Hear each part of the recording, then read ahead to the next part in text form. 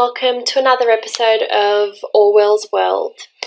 In today's clip, we're going to be looking at how significantly World War II influenced George Orwell and his writing of 1984.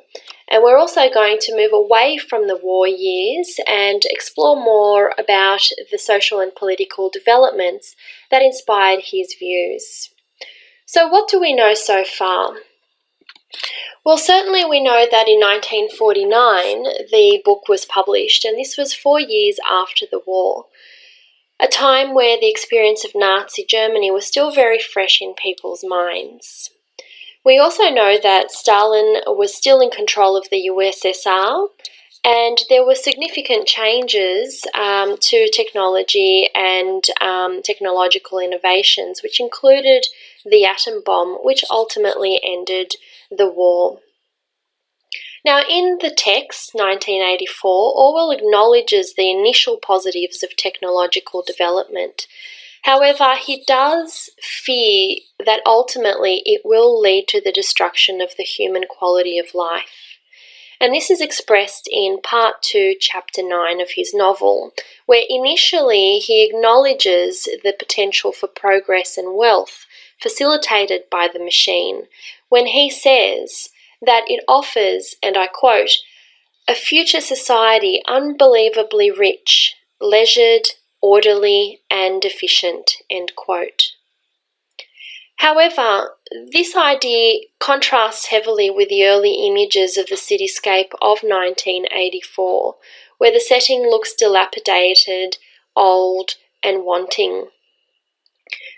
Here, Orwell challenges the notion of the machine being a positive influence by suggesting that instead machines are actually misused by governments to exercise control and keep people on the brink of poverty. In Part 2 of Chapter 9, Orwell warns that the dangers inherent in the machine are still there. From the moment when the machine first made its appearance, it was clear to all thinking people that the need for human drudgery, and therefore to a great extent for human inequality, has disappeared. But, and I quote, "the world today is a bare, hungry, dilapidated place. As a whole, the world is more primitive than it was 50 years ago," end quote. As such, Orwell is suggesting that paradoxically, the machine is not a symbol of progress, but rather one of oppression, one of manipulation, one that challenges the very people who contribute to its operation, the very people who rely on it for the sustenance of their very livelihoods. And certainly this is reminiscent of the iconic images that we see in Metropolis, where the workers are slaves to the machine, they live by the machine, and they die by the machine.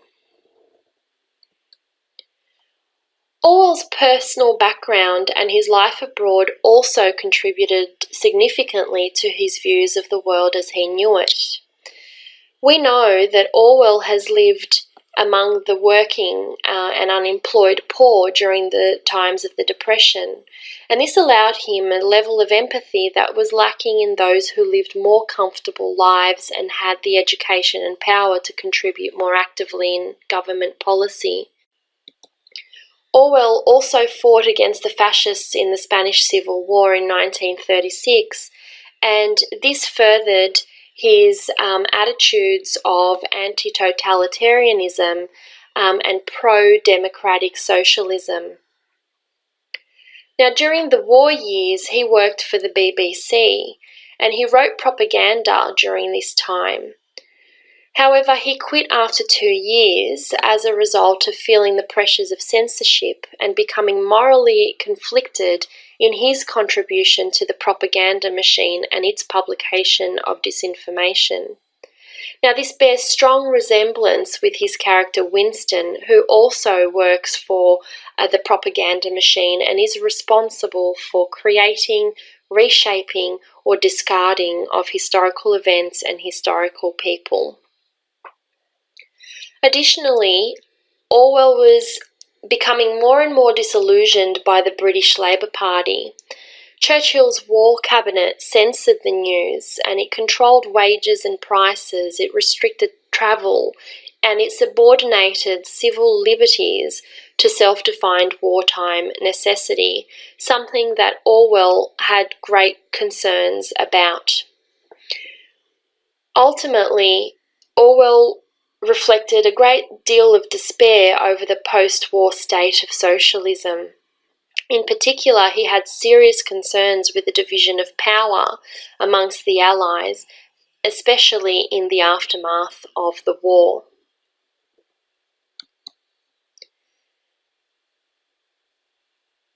The world of 1984 also reflects various aspects of the social and political life that existed during Orwell's time in the United Kingdom and the United States of America. Orwell is reported to have actually said that the book described what he viewed as the situation in the United Kingdom in 1948, especially when the British economy was very poor and Europe was recovering from the destruction of the war and the British Empire was dissolving.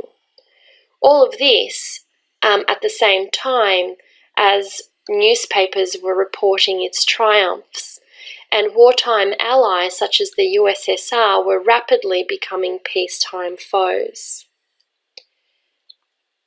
The increasingly estranged relationships between political allies and the changes that they were experiencing was certainly reflected in 1984 when Orwell writes, "Eurasia is the enemy. Eurasia has always been the enemy."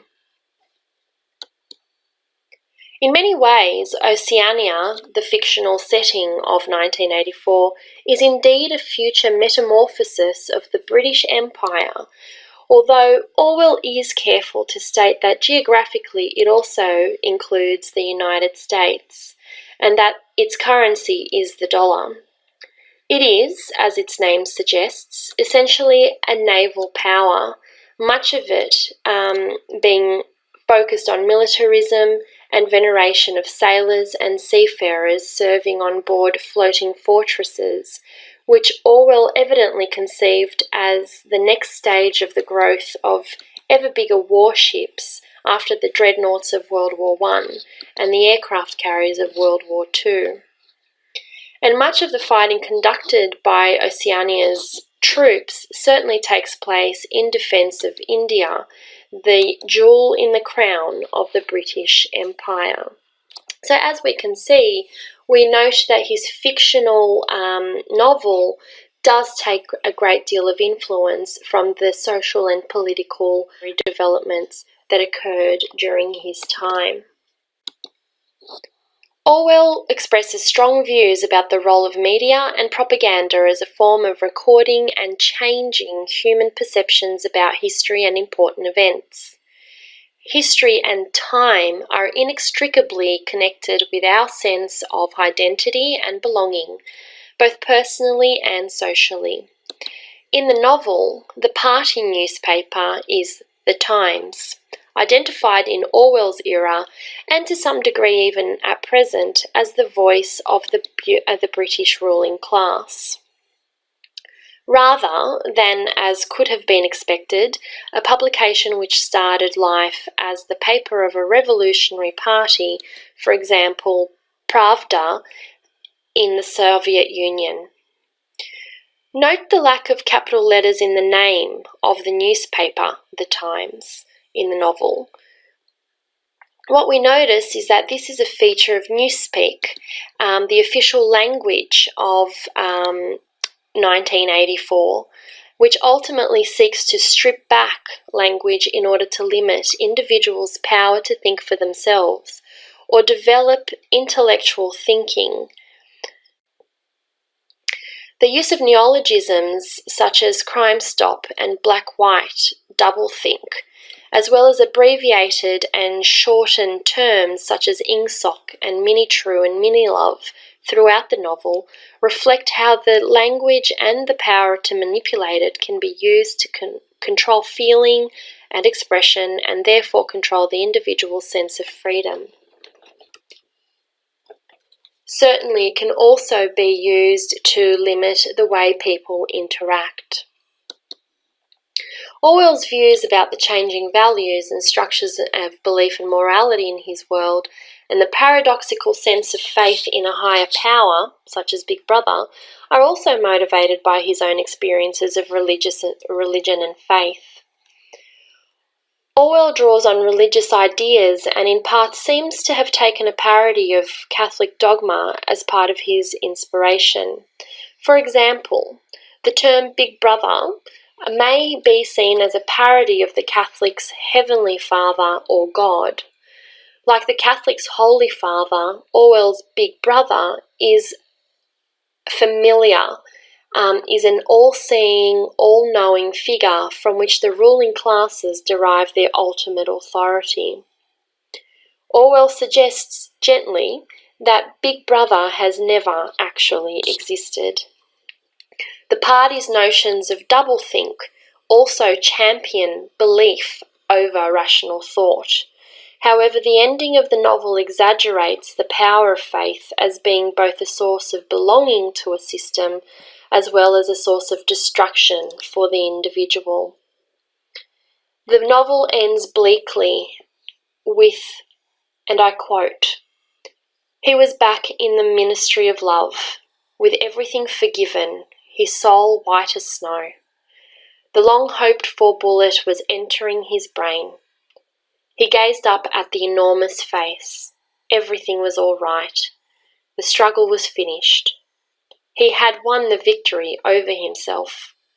He loved Big Brother."